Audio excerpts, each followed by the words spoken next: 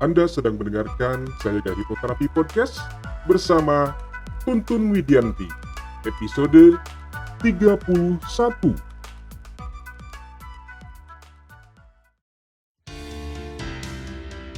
Selamat datang di serial audio podcast bersama Sayaga Hipnoterapi, institusi penyedia layanan hipnoterapi dan konseling profesional di Kota Bandung yang membantu penanganan berbagai masalah kesehatan, emosi, dan perilaku yang mengganggu kualitas hidup. Berpijak pada nasihat luhur, eling, waspada, lan Sayaga, serial audio podcast Sayaga Hipnoterapi hadir untuk membantu Anda menata kehidupan yang berkualitas secara fisik, mental, emosional, dan spiritual dengan sikap yang lebih berkesadaran, lebih berwaspada, dan lebih bersiaga. Halo, jumpa lagi para kawargian Sayaga bersama saya Tuntun Widianti. Semoga para kawargian senantiasa dalam keadaan sehat, sejahtera, dan berkelimpahan. Untuk pembahasan kali ini, saya akan membahas tentang cikal bakal trauma pada anak. Trauma pada anak dapat disebabkan oleh berbagai faktor dan pengalaman yang dapat merusak secara emosional atau fisik. Trauma pada anak dapat memiliki dampak yang signifikan pada perkembangan sosial, emosional, dan juga kognitif mereka. Nah, ada beberapa penyebab umum trauma pada anak selain karena adanya kekerasan dalam rumah tangga, kehilangan orang tua yang disebabkan oleh kematian atau perceraian, ketidakstabilan ekonomi, terkena bencana alam, pelecehan seksual, serta adanya wabah penyakit atau pengalaman buruk di rumah sakit. Namun, penyebab yang paling utama di awal kehidupan anak adalah tidak adanya atau tidak mendapatkan perasaan rasa aman. Karena pertama kali individu atau anak dilahirkan pastinya haruslah merasakan perasaan aman dari orang tua atau orang terdekatnya. Jika ia tidak mendapatkan perasaan aman atau adanya perasaan yang mengancam, maka akan menimbulkan trauma pada anak.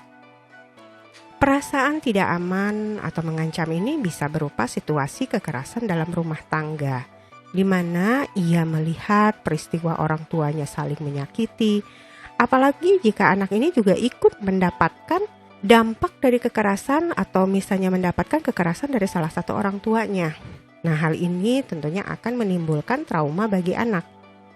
Dampak dari perasaan tidak aman ini akan menjadikan anak di kemudian hari sebagai individu yang paranoid atau selalu merasa curiga pada orang baru atau mungkin pada lingkungannya.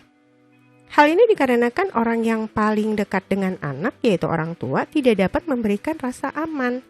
Tentunya orang lain yang ia tidak kenal maupun yang ia kenal akan dirasa sebagai sesuatu yang mengancam dirinya. Selain menjadi pribadi yang paranoid, ia juga bisa menjadi individu yang melakukan bullying pada orang yang lemah.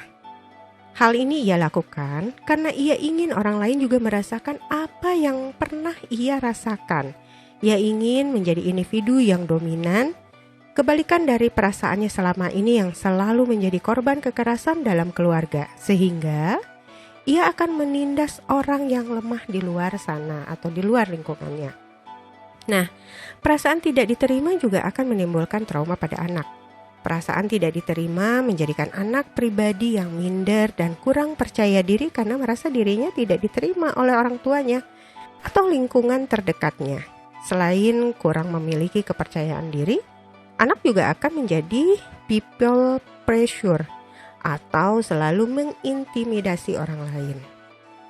Anak juga memiliki keinginan untuk dipahami. Selain anak menginginkan sesuatu, saat itu sebenarnya ia sedang ingin dipahami oleh orang tuanya, juga oleh orang-orang dewasa yang ada di sekitarnya. Namun, seringkali orang tua tidak memberikan kesempatan dirinya untuk memahami anak. Masih banyak lagi orang tua yang mengabaikan anaknya ketika ia ingin mengungkapkan sesuatu atau saat anak menginginkan sesuatu. Orang tua menganggap anak adalah individu kecil yang belum pantas didengarkan keinginan atau pendapatnya. Nah, hal ini seringkali dianggapnya adalah hal yang sepele. Karena dirinya merasa tidak dipahami, seringkali anak menjadi pribadi yang pasif. Ia enggan atau sudah tidak memiliki keinginan untuk mengeluarkan pendapat atau membuat rencana untuk dirinya sendiri.